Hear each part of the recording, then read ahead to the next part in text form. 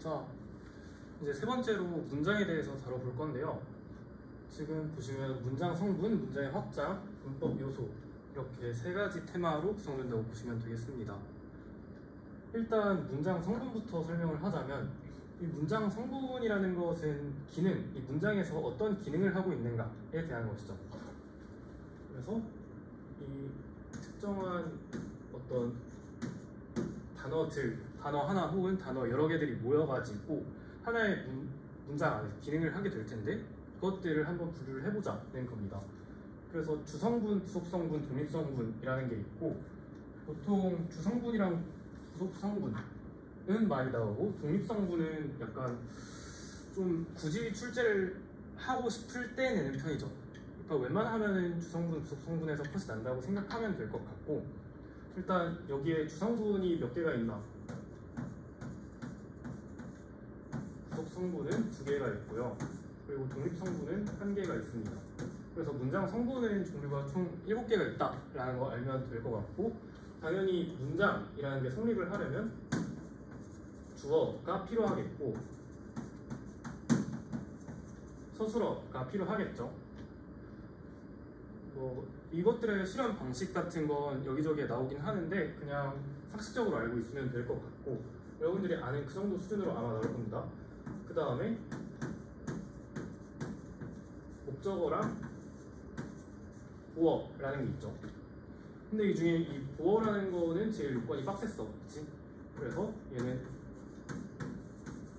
되다나 아니다 라는 서술어일 때만 보어를 취하는 거죠.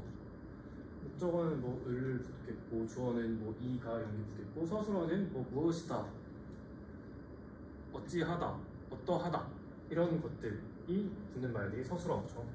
그 다음에 부속성분은 뭐가 있죠? 그냥 대충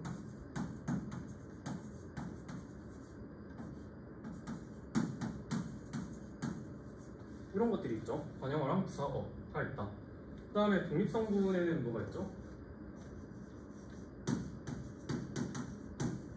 네, 얘는 독립어가 있었어. 독립성분은 다른 것들이랑 관계가 딱히 없고 그냥 독립적으로 쓰여서 독립어다 라고 생각을 해주시면 될 것 같고 이것과 관련해서 수능 특강의 지문형 문법 중에 하나가 좀 흥미로운 게 있는데 어떤 말이 나오냐면 거기에 그 1차 성분이라는 게 나오거든요. 1차 성분과 2차 성분 이렇게 이상하네요.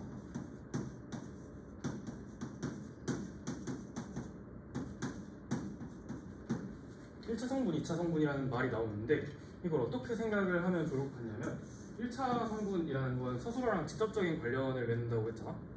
그러면 1차 성분은 서술어에 따라서 달라지는 거다 라는 거죠. 이게 약간 서술어의 자릿수 개념이랑 또 관련이 있다고 보면 될 것 같아요. 그래서 얘가 어떤 친구냐? 1차 성분이라는 거는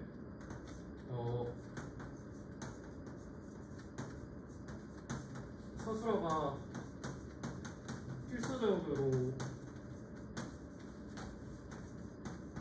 요구하는 성분들을 1차 성분으로 보면 될 것 같습니다. 그러니까 서술어의 자릿수가 예를 들어 3자리다. 그러면은 보통 뭐 필수적 부사어 같은 게 들어갈 거 아니에요? 그래서 1차 성분, 그래서 일부 부사어, 뭐 부사어 일부 이런 말들이 거기에 있었던 거야. 이 서술어의 성격에 따라서 필수적 부사어 같은 게 들어가고 안 들어가고 할 수 있으니까 부사어 일부가 들어가는 거구나 라고 이해를 하면 될 것 같고 그 다음에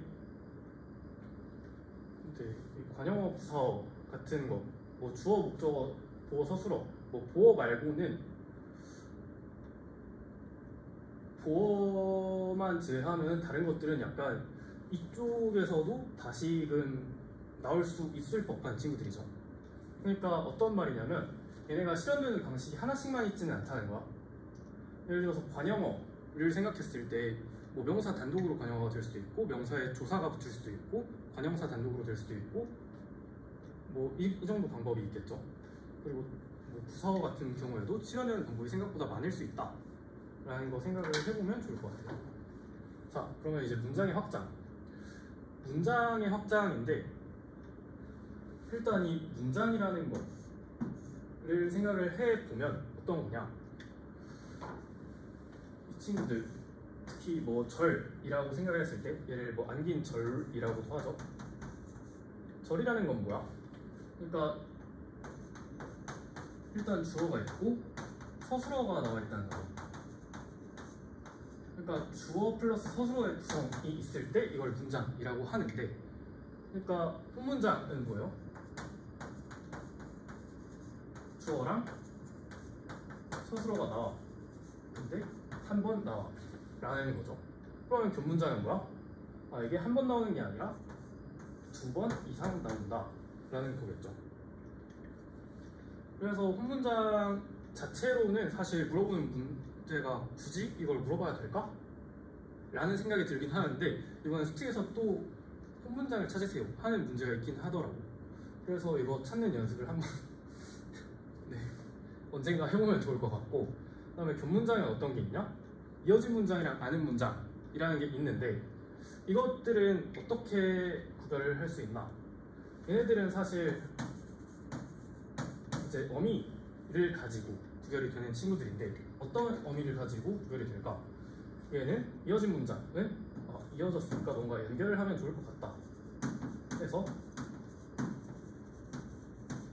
연결어미고, 아는 문장은 보통 전성어미로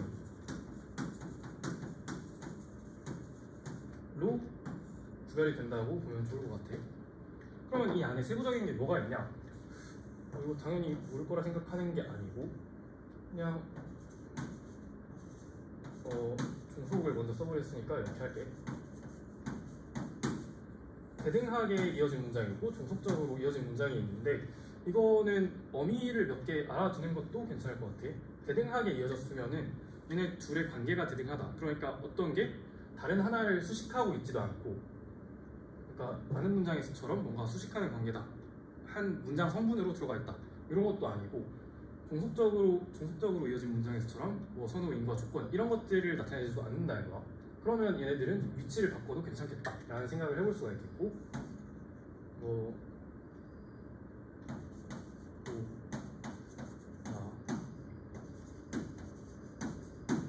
이런 것들이 대등하게 이어진 문장에 예시, 수특에 제시가 되어 있고, 종속은 뭐 이 정도가 제시가 되어 있는데, 여기에서도 고가 나올 수 있다는 거는 유의를 하면 좋을 것 같죠.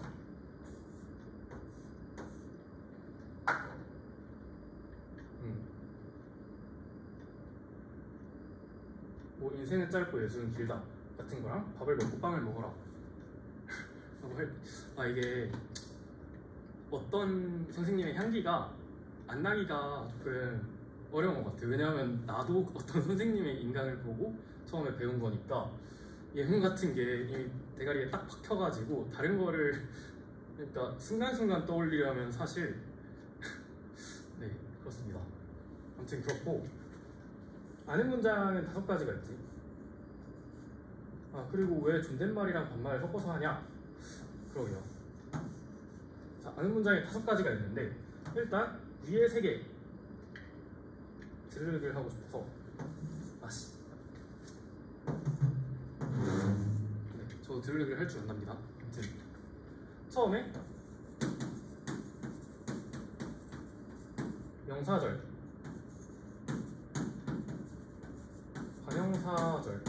관형사절이라는 말을 더 선호하더라고. 관형절이라고도 합니다. 그리고 부사절이 있고, 그 다음에 인용절이랑 서술절이라는 게 있지. 얘네들은 다 표지를 그냥 암기를 하시면 됩니다. 이거는 사실 그냥 뭐 새롭게 너희들한테 어떤 걸 뭔가 창조하라거나 탐구하라는 걸 요구하는 게 아니라, 그냥 표지들이 잘 있나 없나를 가지고 하면 되는 거야. 그래서 명사절에는 어떤 게 있습니까? 기 이런 게 있죠. 그 다음에 관형사절에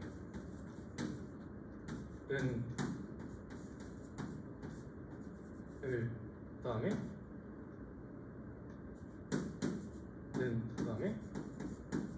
그런 게 있죠. 근데 얘네들은 이따 보면 알겠지만 시제랑도 연관이 돼 있지. 그 다음에 부사절,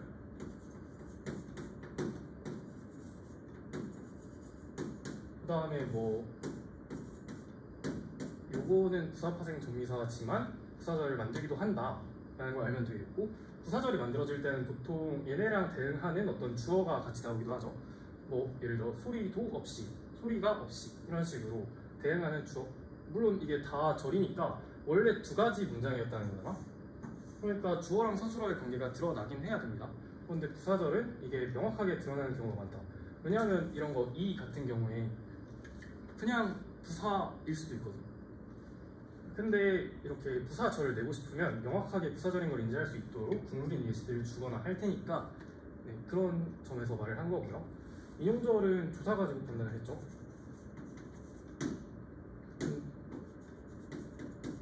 라고랑 고.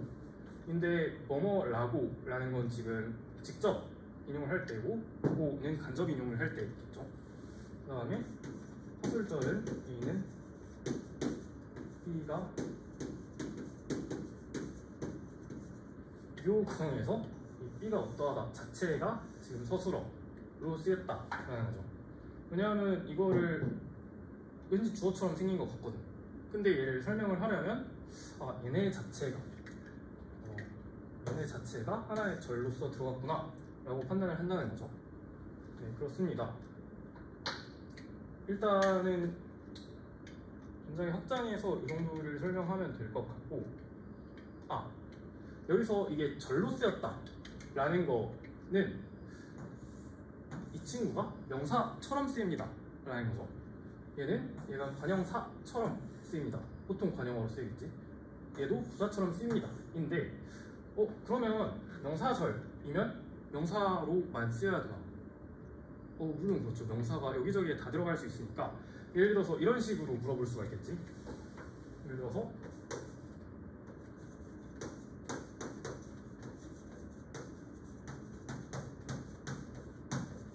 관형어의 기능을 하는 안긴 문장이 뭐가 있을 수 있냐?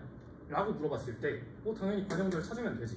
그런데 그것만이 아니라 명사절 같은 것도 관형어의 기능을 충분히 할 수 있다는 거야. 그쵸? 이게 예시에 나와 있었고, 그리고 명사는 사실 아무데나 쓰일 수 있으니까 뭐 부사어의 역할도 활용은 할 수 있겠지. 네, 그렇고 이제 문법 요소에 대한 건데 6가지가 보통 나오죠. 왜냐하면 이것들을 교육 과정에서 구성하고 있으니까.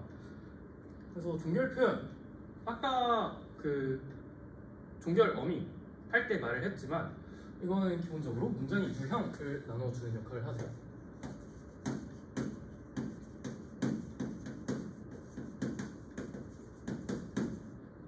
그래서 뭐 평서문이 있을 거고, 뭐 명령문, 청유문이 있을 거고, 감탄문이 있을 거고, 의문문이 있겠지.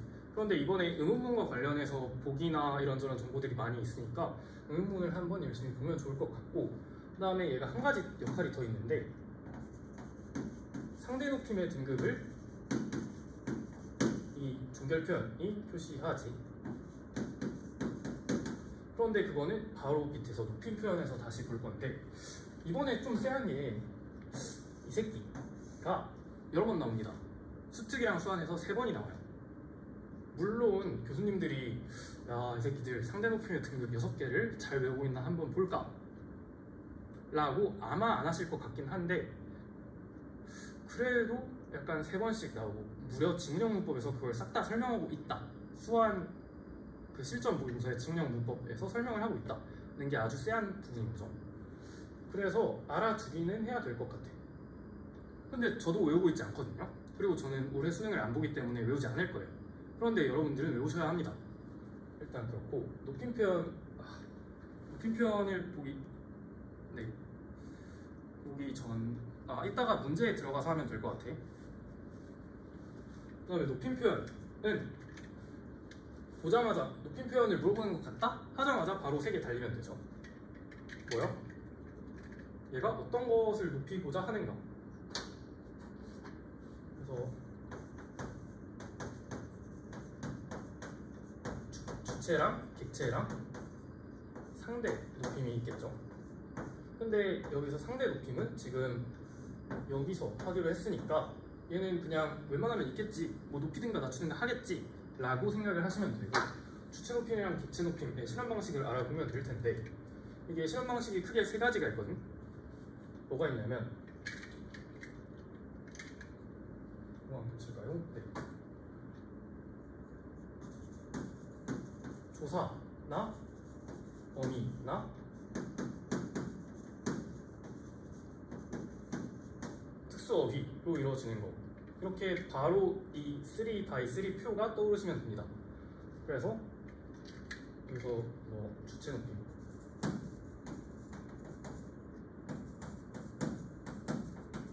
객체 높임이라 했을 때 어떤 것들이 들어갈 수 있냐? 일단 주체 높임 조사는 뭐가 있어요? 조사죠. 깨서가 들어갈 수 있겠고, 객체 높임은 누구누구께. 여기서 객체라는 거는 목적어나 부사어를 말하는 거죠. 그럼 어미는 뭐가 있을까? 주체 높임 C가 있겠죠. 선어말 어미로. 그리고 객체 높임의 객체 높임인 어미는 옛날에 있었다 정도로 나오고, 이거는 알아둬야 되는 거였죠. 뭐 삽, 잡, 납 이런 것들이 있었고, 그리고 특수어휘는 뭐가 있나? 특수어휘로 있는 게 지금 주체 높임에서는 뭐가 있죠? 뭐 주무시다, 계시다. 그런데 여기서 중요한 거는 여기 있는 이 시가 아니라는 거겠죠. 그러니까 주무다 라는 거에서 주무시다가 나온 게 아니고, 계다에서 계시다가 나온 게 아니라는 거. 그 다음에 객체 높임에서는 모시다, 드리다, 그 다음에 여쭙다, 그 다음에 뵙다, 이런 것들이 있겠죠. 그래서 이 정도 높임 표현을 우리가 높임 표현 문제가 나온다고 했을 때 바로 주체, 객체, 상대를 봐야겠다. 그러면 상대 높임은 어미, 종결어미를 열심히 보면 되겠고, 그게 아니면은 이제 주체랑 객체 높임은 조사나 어미나 특수어휘가 쓰인 걸 열심히 보면 되겠다. 이때 객체는 뭐다? 부사어나 목적어다. 뭐 할머니를 모시고 가다, 아니면 할머니께 드리다, 이런 식으로 부사어나 목적어가 객체다라는 거 알면 되겠고, 그 다음에 시간 표현이죠. 시간 표현은 일단 뭐 시제랑 상이라는 게 있습니다. 시제랑 상이라는 게 있는데, 시제는 이게 19학년도인가 20학년도 수능에 단독으로 요거를 대놓고 물어본 적도 있지. 이게 동사일 때 뭐고 형용사일 때 뭡니까? 그래서 제가 정리를 열심히 해봤는데, 동사 뭐 형용사가 선행어미나 전성어미로 아까 전성어미 때 한번 말했죠. 그래서 전성어미도 시제가 있고 선행어미도 시제가 있다라는 거. 보통은 이렇게 드러나겠고, 이게 안긴 문장일 때 전성어미에서 시제를 볼 수가 있겠죠. 거기에서 파생되는 게 이런 것들이 있습니다. 상대 시제라는 거죠. 일단 이 표 자체는 머릿속에 있으면 좋을 거고, 여기서 뭐 어터, 동사 형용사가 과거 다 이렇게 표현하고, 그리고 동사 이것도 뭐 동사 과거 일 때는 동사는 는이 가능하다. 그리고 미래는 둘 다 get으로 표현을 한다. 그리고 전성어미일 때 얘랑 얘가 모양이 똑같은데 시제가 다르다. 얘는 왠지 동사가 과거일 때 쓰이고 있고, 얘는 왠지 형용사가 현재일 때 쓰이고 있다. 이런 것들을 보면 되겠죠. 그리고 는 이런 거 있겠고, 뭐 더는 공통이고 을도 공통입니다. 그래서 아까 우리가 동사랑 형용사를 구별하고자 할 때 어떤 방법을 썼었냐? 그게 지금 여기 있는 거죠. 이런 새끼를 붙여봅니다. 이런 새끼를 붙여봅니다. 이게 그거죠. 얘는 동사에만 되고 형용사에는 없지 않느냐 라는 논리를 우리가 쓴 거니까 이렇게 알아두면 되겠고, 그 다음에 피동, 사동 표현인데 이쪽에서 글씨를 쓰는 게 빡세단 말이죠. 일단 피동은 뭐야? 당하는 거고, 사동은 뭐야? 시킨다는 거죠. 이것들을 조금 더 잘 이해하기 위해서는 그냥 뭐 주사능피 이걸 외우시면 됩니다. 뭐 주동, 사동이 있고 주동일 때 능동이랑 피동이 있다. 일단 그렇고요. 피사동이라고 써놨으니까 피동 먼저 하면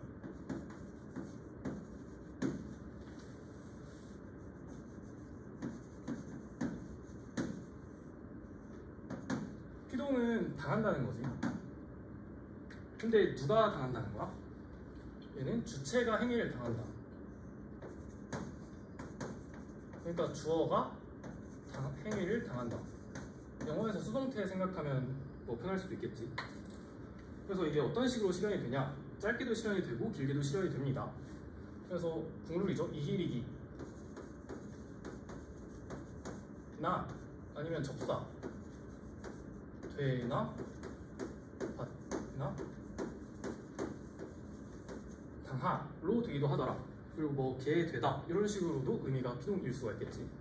그 다음에 사동도 나온 김에 하면은 사동은 이 국룰에다가 우구추 같은 것도 있고 뭐 이구 이런 것도 있고 이키 으키 이런 것도 있지. 그 다음에 얘도 장형 사동이 될 때는 뭐뭐 시키다 시키다는 접사죠. 뭐뭐 하게하다 게하다로 쓸 수도 있다. 그쵸?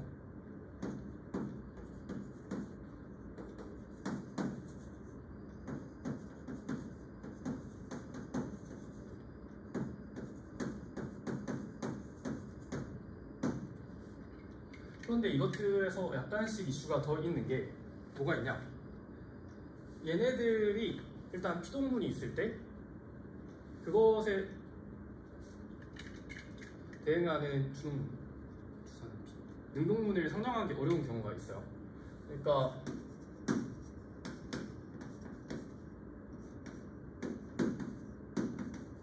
대충 이런 그림을 머릿속에 가지고 있으면 대충 도움이 됩니다. 그렇고 얘에 대응하는 능동문을 상정하기 어려운 경우가 있는데 어떨 때 그럴까요? 예를 들어서 날이 풀리다 이런 거는 누가 나를 풀었다 이렇게 말을 하기가 애매하죠. 이런 경우가 있습니다. 그리고 사동 중에서도 이게 사동은 되는 것 같은데 그에 대응하는 주동문을 상정하기가 조금 이상한 경우가 존재할 수 있는데 이것도 수특에 나와 있으니까 보시면 될 것 같고, 그 다음에 이 사동 중에 약간 좀 어렵게 낼 수 있는 것이 뭐가 있냐, 여기서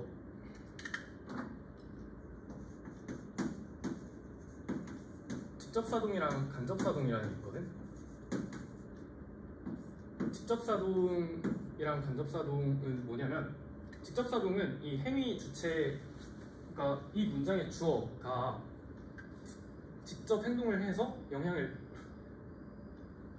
미친다는 건데, 예를 들어서 먹이다 같은 경우에, 예를 들어서 내가 아기에게 밥을 먹이다 라고 했을 때 이렇게 숟가락을 들고 비행기를 해서 막 퓨 개지랄을 해서 입에 쳐 넣었다 까지를 말을 하고 싶은 거라면 이것은 직접 사동이겠지. 그런데 대충 밥을 차려준 다음에 야 했으니까 먹어 라고 하는 것도 먹이다 라고 할 수 있잖아. 그때는 간접 사동이겠죠. 네, 일단 됐고, 그런데 여기서 약간 조금 어렵게 가면 어떤 걸 낼 수 있냐면, 직접 사동이랑 간접 사동, 이게 직접 사동과 간접 사동이 있는데, 지금 이렇게 접사가 막 붙어서 단형 사동이랑 개하다가 있는 장형 사동이 있죠.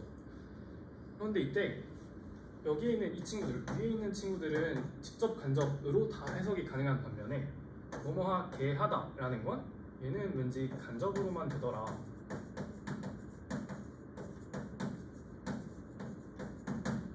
이런 것이 있고, 또 하나 약간 헷갈릴 수 있을 법한 게, 동사 중에 간접사동으로만 해석이 가능한 것들이 있어.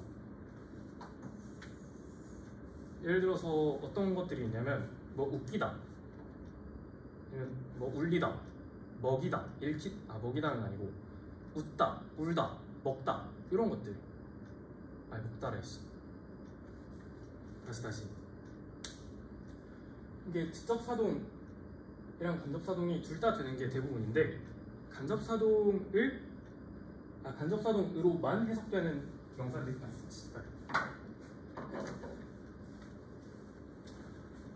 이게 간접사동으로만 해석되는 동사가 몇 개 있어.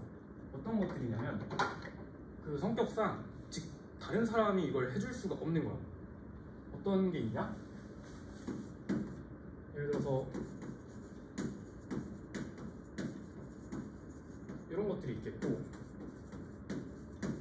이런 게 있을 수 있지. 웃다, 울다, 읽다.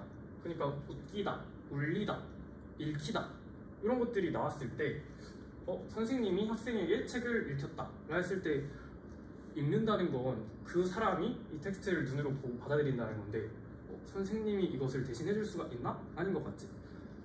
아닌 것 같지 않으면 외우세요. 일단은 간접으로는 됩니다. 그리고 웃다 울다도 자기가 웃는 거지 다른 사람이 대신 웃거나 울어주는 게 아니잖아. 그래서 이런 애들은 지금 간접사동으로만 해석이 된다 라는 거 알면 되겠고, 그 다음에 이제 부정표현을 보면 될 텐데, 부정표현은 어떤 게 있죠? 그냥 국물, 안, 뭐, 말, 뭐, 그러니까 말다라는 게 있다, 있었다, 이런 게 있었구나 정도 알면 되겠고, 얘는 명령이나 청유에서 쓰이는 거죠. 이것도 그냥 뭐 상식으로 알아두면 좋은 건데, 원래 뭐뭐 하지 마만 됐는데 언제부턴가 뭐뭐 하지 마라 라는 것도 허용이 되기 시작했다. 둘 다 표준화가 됐다. 네, 그렇고요. 이게 아니랑 못 같은 것도 그냥 단형 앞에 짧게 아니랑 못으로 될 수도 있지만, 뭐뭐 하지 않다, 뭐지, 이런 식으로 길게 쓸 수도 있다는 거야. 그런데 이 뭐뭐 하지 못하다 라는 것 같은 경우에 얘가 형용사랑 쓰이면 뭔가 흡족하지 않다 라는 의미로 쓰이기도 한다 라는 게 솔직히 있었고요. 인용 표현은 아까 본 것처럼 뭐 조사로 쓰이는 건데, 라고 만 있는 게 아니라 이게 조금 더 이것저것 쓰일 수가 있다. 뭐 야고 의문문이거나 뭐 하고 뭐뭐 자고 이런 식으로 대충 뭔가 고로 끝나는 것 같아. 그러면은 까보면은 인용 표현인 경우가 생각보다 많으니까 이런 게 있었구나 라는 거를 익혀두면 도움이 되겠죠. 네, 일단은 이 정도를 알고 있으면은 되는 것 같고, 나머지는 문제를 보면서 하나하나 생각이 나는 대로가 아니죠. 저는 준비를 해왔습니다. 네. 문제를 보면서 생각을 해볼게요. 그리고 이게 공통적으로 이 개념 부분, EBS에 있는 수특에 있는 교과서 개념학습 부분의 개념을 한 번씩 읽어보고, 만약에 모르는 게 있으면 그거는 당연히 암기를 해야 되는 거겠죠. 네, 일단 첫 번째 것부터 보면은, 네, 31페이지의 1번 문제. 이게 서술어의 자릿수에 대한 건데, 이게 또 세하죠. 이거를 어떻게 할 수 있을 것인가, 어떻게 자릿수를 잘 파악할 수 있을 것인가. 그런데 사실 명확하게 뭔가 떠오르는 게 없긴 하거든. 그러니까 뭔가 한국인의 직관을 믿으면 된다 라는 것까지는 그 정도가 있는 것 같은데, 그것만 가지고 안 되니까 그냥 뭐가 있는지 몇 가지 예시를 들어서 한번 생각을 해보면, 뭐 다른 거는 어렵지가 않겠죠. 세 자리 서술어에 어떤 것들이 있을까? 근데 여러분들이 옛날에 영어를 열심히 배우셨다면, 그러니까 저는 사형식, 오형식 이런 게 익숙하거든. 그러니까 대충 뭐 사형식, 오형식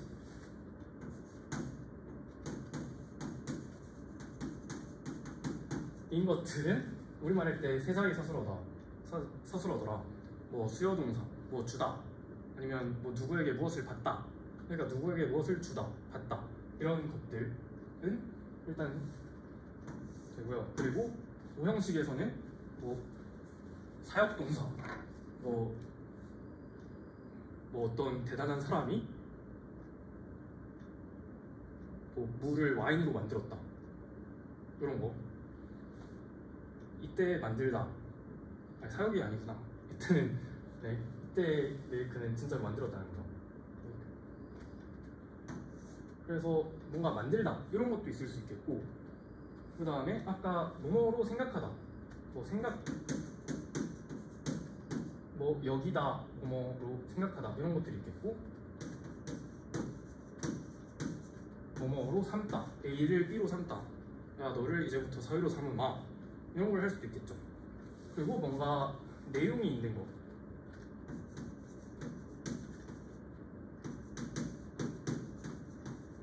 그러니까 어떤 게 있냐면 뭐 말하다, 부탁하다, 이런 것들이 누구에게 뭐뭐라고 말을 하다, 누구에게 뭐뭐라고 부탁하다, 이런 식으로 쓰일 수가 있다는 거지. 네, 그래서 이런 것들이 있다라는 걸 붙여주면은 그래도 판단하는 데 조금 도움이 될 것 같고, 그 다음에 68페이지의 1번 문제, 이게 아까 그 단어 파트에서 한 건데, 여기서 디귿 보면 나 혼자서 서 이 새끼가 격조사인가? 알라는 거죠. 알아가세요. 그 다음에 2번 68페이지 2번, 이처럼 문장의 성립에 필수적인 부사어를 필수적 부사어라고 부르고 그런 애들을 1차 성분에 끼워 넣더라 라는 거죠. 그 다음에 69페이지에 3번 보면은 맞아, 여기서 문장 이렇게 안길 때 같은 성분, 그러니까 이미 쓰인 적이 있다, 중복이 되면은 생략을 할 수가 있습니다. 그렇죠? 그래서 이 관형절 중에도 그런 것도 들어봤잖아. 뭐 관계 관형절이다, 본격 관형절이다, 이런 것도 이게 앞에 거랑 앞에 거 안에 들어갈 수 있냐 없냐 이런 걸 따지면서 이게 생략이 될 수 있냐 없냐를 생각해 볼 수가 있겠죠. 그 다음에 71페이지 6번, 이게 아까 부정표현에서 뭐뭐치 않다, 뭐뭐치 못하다, 이게 아니랑 못이 뭐 아니 뭐 능력, 아니 의지 부정이나 단순 부정으로 쓰일 수가 있고, 못이 의지 부정, 아니 뭐래 능력 부정으로 쓰일 수가 있는데, 이 지 못하다라는 것은 형용사랑 같이 쓰였을 때 뭔가 흡족하지 않다 이런 의미로 쓰일 수가 있다는 거죠. 그 다음에 뭐 1번, 72페이지의 1번, 서술어를 해당 자릿수에 따라 한 자리, 두 자리, 서술어 세 자리라고 부른다. 여기 미음 보면은 A를 B라고 생각한다, 여기 뭐 생각하다 있죠. 이런 식으로 얘는 그러면 세 자리겠다 판단하면 되겠고, 그 다음에 74페이지의 6번, 이거 시간 표현을 대놓고 대고 있죠. 이거 그러니까 선어말어미랑 반영사형 어미, 전성어미죠, 반영사형 어미는. 그래서 얘네 가지고 이게 과거, 현재, 미래다 라는 거 체크를 하면 되겠고, 얘는 수능에서 단독으로 이 표를 주고 빈칸 채워라 라고 한 적도 있으니까 꼭 알아둬야 되겠지. 그리고 지금 떠오른 건데, 이 상대시제랑 절대시제 그리고 상이라는 게 있죠. 네, 이걸 왜 설명을 안 했을까? 그래서 지금 생각이 난 김에 하면, 이것도 이 수특에 있는 설명을 잘 보시면 도움이 됩니다. 동작사항이라는 거는 뭔가 진행 중이라는 거고, 완료사항은 끝났다는 거죠. 그래서 동작사항은 뭐 이게 둘 다 어떤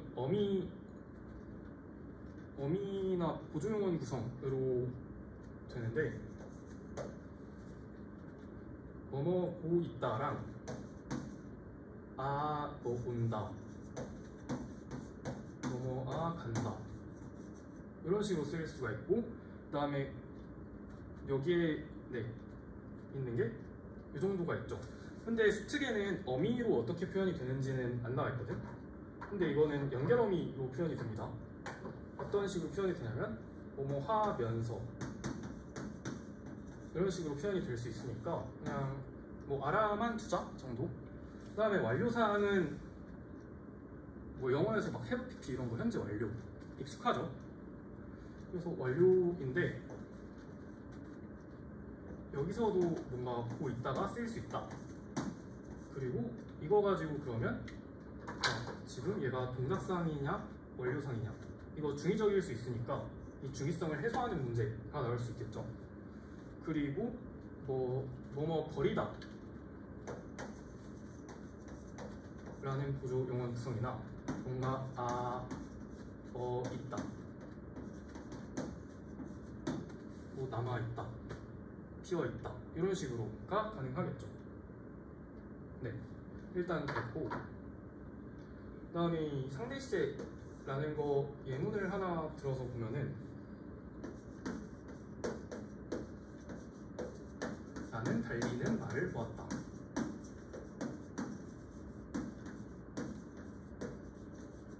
그러니까 이 절대 시에는 딱 봐도 절대적인 거고 상대 시에는 상대적인 건데, 상대적이려면 얘는 기준이 필요하겠죠. 얘는 기준이 있어야 될 거야. 그러면은 얘는 적어도 서술어가 2개 이상 필요하다라는 생각을 해볼 수가 있거든. 그러면 여기 보았다. 선생님 이 새끼는 과거 아닙니까? 그러면 달리든, 원래 이 느는 여기 있는 그 동사의 관형사형 현재 범위거든. 근데 그렇게 봤을 때 얘가 현재구나 라고 생각을 할 수 있는 게 아니라 보았다. 그러니까 이게 보았다니까 원래는 이 달리는도 과거에 일어난 일이겠지. 그런데 이 상대 시제라는 건 기준을 잡아보자는 거야. 그러니까 이 시점, 이 과거를 기준으로 잡았을 때 이때 볼 때 이 말이 달리고 있었다 라는 거잖아. 그러면 상대 시제의 관점에서는 얘는 현재가 된다는 거죠. 이게 내려면은 아마 지금 이게 수특에는 안 나와 있거든요. EBS에 안 나와 있는 개념이기 때문에 내려면 보기를 주거나 아니면 지문을 주거나 해야 될 것 같긴 합니다. 네, 어쨌든 76페이지까지 했고,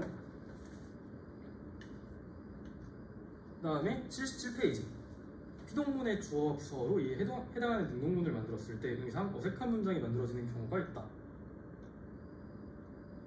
이거를 보면은 이거는 그 목적어를, 그러니까 피동문에 있던 주어를 목적어로 바꿔봤을 때 이게 괜찮나? 를 생각해보면 되거든요. 예를 들어서 1번 같은 경우에 태풍이 해양도시를 휩쓸었다 하면 되는데, 2번 같은 경우에 야 이걸 종이비행기를 누가 걸었나? 라고 하면은 하면서 뭔가 좀 생각을 오래 하게 된단 말이야. 그러면 그게 없다 라고 생각을 하면 되겠죠. 그래서 답은 2번 그러면 되겠고, 다른 거 뭐 이 제품을 많은 사람들이 사랑했다, 그리고 뒤 주자가 우리 반 주자를 따라잡았다, 그리고 그 일을 우리 식구 모두가 추억으로 기억했다, 이런 식으로 다른 거는 그에 대응하는 능동문을 만들 수가 있죠. 네. 그 다음에 순서가 살짝 바뀌었네요. 76페이지에 3번 보면은 여기서 이 종속이랑 대등을 가지고 여기서 중립적으로 이어진 문장에서 그 기능을 파악하게 만드는 게 있는데, 이거는 수특에 있는 설명을 한번 보시면 좋을 것 같아요. 이게 종속도 그렇고 대등도 그렇고 그 안에 예시가 상당히 많이 있는데, 이것들은 그냥 한번 읽어보고 이런 게 있구나 하면은 풀 수 있는 것들이고, 아니면 상당히 어려워지는 것들이니까 한 번씩 보시면 좋겠죠. 그 다음에 조금 넘어가서 93페이지에 3번, 여기서는 아까 이거 관형어로 기능하는 안긴절이 있나 보십시오. 근데 이게 관형어로 기능한다는 게 관형사절이라는 건 아니거든. 그래서 명사절도 관형어로 기능을 할 수 있습니다 라는 거 보면 되겠고, 기억 같은 경우에 사람이 더 많아지기 전 명사절인데 지금 전이라는 말을 수식하고 있으니까 이게 관형어 아닙니까? 라는 거 보면 되겠죠. 그 다음에 94페이지에 3번 볼 건데, 여기 미음 보면은 사동문에 대응하는 주동문을 상정할 수 없는 경우라고 나오죠. 그래서 이럴 때 예시를 활용하면 좋은데, 가령 잠깐 눈을 붙이다는 눈이 붓다와 같은 주동문이 성립하지 않는다래요. 여기서 주동문이나 뭐 이렇게 뭐 사동이나 피동이 있을 때 그 동사를 가지고 뭔가를 해보려고 하면 괜찮은 경우가 많거든. 그래서 붙이다 하니까 붙다 가지고 뭔가를 만들어 보려고 한 거죠. 그러니까 아버지께서는 나에게 그 사실을 끝까지 숨기셨다. 이것도 숨기다 그러면 숨다, 사실이 숨다, 이거 좀 에반데? 라는 생각이 들면 괜찮은 거죠. 그래서 답은 4번인데 리을 이것도 예시 보면 되겠죠. 개하다는 간접 사동으로만 해석된다. 근데 지금 리을에 개하다를 주고 있으니까 네, 좀 무시를 많이 하는 거고, 그 다음에 97페이지의 4번에서 서술절을 전성어미 없이 안긴 절이라고 표현하기도 한다. 그러니까 다른 것들은 어딨죠?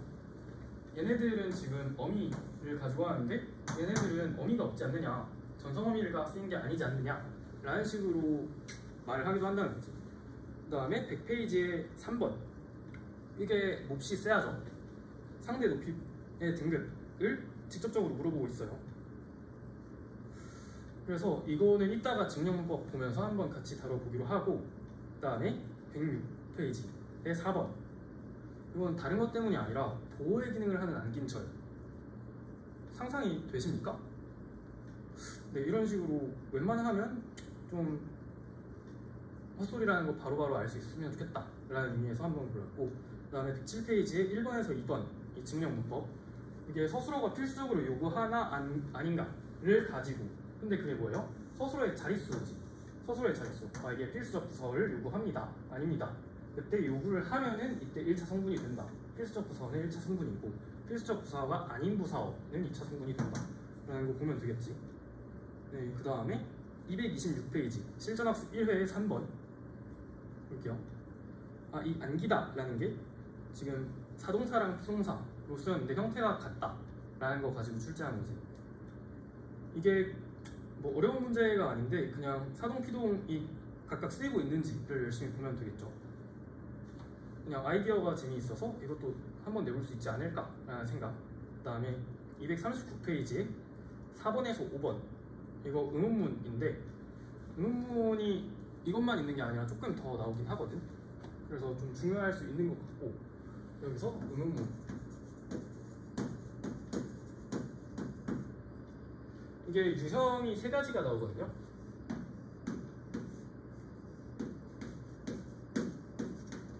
판정이 있고 설명이 있고 그 다음에 수사 의문문이죠. 네, 수사 의문문이 있다. 근데 이거는 우리가 영어에서 봤잖아. 뭐 is it? 하는 게 수사 의문문이고, 판정이랑 설명은 이제 어떤 대답을 요구하느냐에 따라서죠. 그러니까 설명 의문문은 열심히 한번 설명을 해봐라, 판정은 yes, no 판정을 해봐라 인 것 같은데, 이때 의문사가 언제 쓰이고 언제 안 쓰이는지 보면 되겠죠. 설명 의문문은 의문사가 쓰입니다, 보통.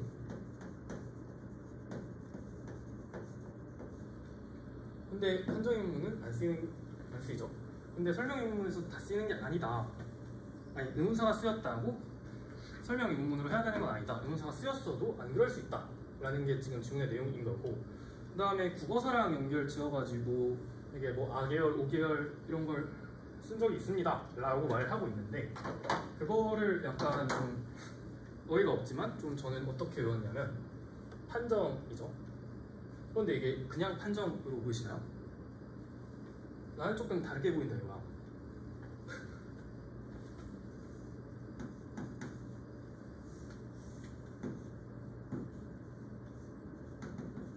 네, 판정 의문문에서 왠지 이 새끼가 아가 들어가 있더라.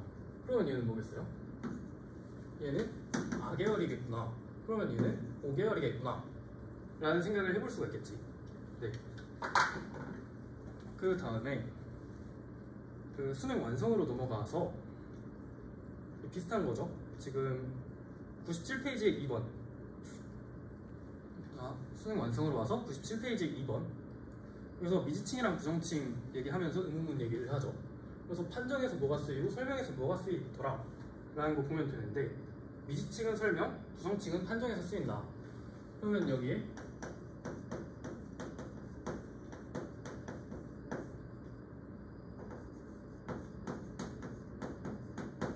이렇게 정리를 해볼 수도 있겠네요. 그리고 얘는 판정이고 얘는 설명, 설명충 대충 이런 거죠. 그 다음에 3번 보면은 다음 페이지에 98페이지에 있는 3번, 그래서 간접 높임이라는 게 나오거든요. 그래서 여기서 간접 높임을 한번 생각해 보면 이게 간접적으로 높일 수도 있더라. 근데 이거는 간접 높임은 주체 높임입니다. 주체랑 관련된 뭔가를 높임으로써 주체를 높이기 위한 거야. 신체, 뭐 소유물, 생각, 가족 이런 것들을 주로 높입니다. 그런데 이때 높일 때 다른 것들은 다 괜찮은데 이게 서술어가 있다 인 경우가 많잖아요. 이때 있으시다로 해야 돼. 계시다를 쓰면 안 됩니다. 이 경우에는. 네, 그 정도 생각을 하면 될 것 같고, 그 다음에 또 쭉 넘어가서 150페이지에 상대 높임에 대한 지문이 있습니다. 35에서 36번. 그래서 여기서 보면 될 텐데, 청자에 대한 대우의 정도에 따라 이 문단 뭐 6가지 등급이 있습니다. 그래서 6가지 등급이 있는데 이걸 어느 동네에 쓸 수가 있을까를 생각을 해보면 없죠. 그래서 지울게요.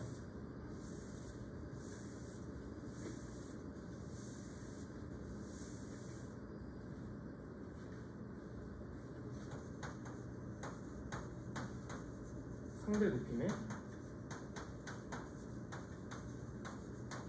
등급이 있더라. 근데 이거는 사실 어미표를 주는 게 아니면은 하나하나 딱 주면서 야 이거 무슨 치야?를 하기가 상당히 애매합니다. 왜요? 그걸 외우는 게 교과서의 목적이 아니기 때문에 그딴 거를 내기가 어렵다. 일단 격시체가 있고 비격시체가 있죠.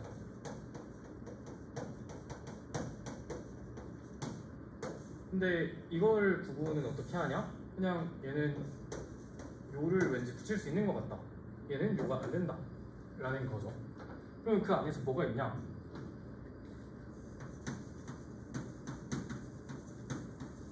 화식주체랑 하우체, 그 다음에 하게 해라.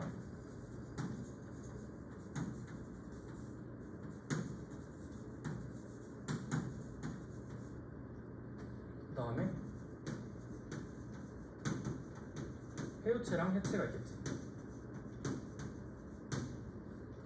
근데 얘네들은 왜 격식이 없어요? 요가 붙었다 떨어졌다 할 수 있다 라는 거는 격식이 없다 라는 걸로 생각을 하면 되고, 네, 이유가 아니죠. 그냥 구분을 그렇게 하라는 겁니다. 여기서 좀 높낮이를 엄격하게 따져봤을 때 기억, 낮춤말을 쓰면 안 되면은 친밀해도 헤라를 쓰면 안 되겠죠, 당연히. 근데 이거 보기 문제로 나왔고, 뭐 다른 것도 뭐 상대 높임을 수행하는 거 원칙적으로 종결범이다. 해체랑 화개체가 형태가 같은 경우가 많으니까, 네, 해체랑 화개체가 같은 경우가 많다. 그래서 네, 이걸 열심히 보면 되겠는데, 이게 대충 여기서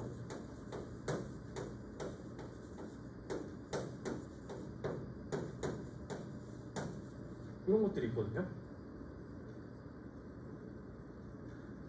그러니까 얘는 하객체는 왠지 그 이런 것들이 좀 있는 것 같다 정도는 알면 될 것 같고, 하십시오는 뭔가 비읍이 많이 들어갔다 이런 느낌 정도는 알면 좋을 것 같아요. 그래서 얘네들은 높이는 거고 얘네들은 낮추는 거다. 네, 그렇게 생각을 하면 될 것 같고요. 해여체가 해체보다 공손하죠. 됐습니다. 그 정도 보면 되겠고, 178페이지에 간접 표현이라는 게 있는데, 그거는 이 문장의 종결 표현, 문장의 유형이라는 게 있는데, 이 문장의 유형, 발화된 유형이랑 실제 발화의 의도가 일치하지 않는 경우를 간접 표현이라고 합니다.